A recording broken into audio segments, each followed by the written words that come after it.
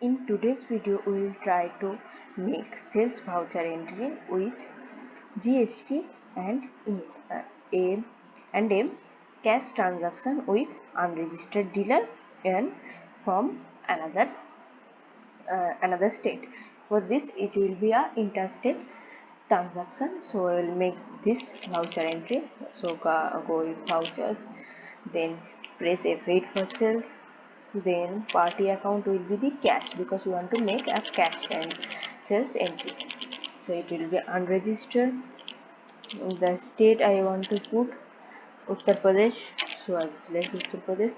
It will be unregistered. Then it will be a sales ledger. I want to sales AC, so I'll select AC, and to sell 4 piece, so I'll select 4.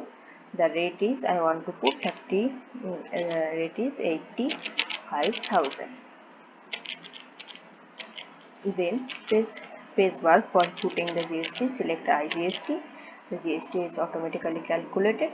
Then press enter. If you want a UA bill details, then you made it yes, otherwise you made it no. Then press enter. If you want to put narration, put it here, otherwise press enter.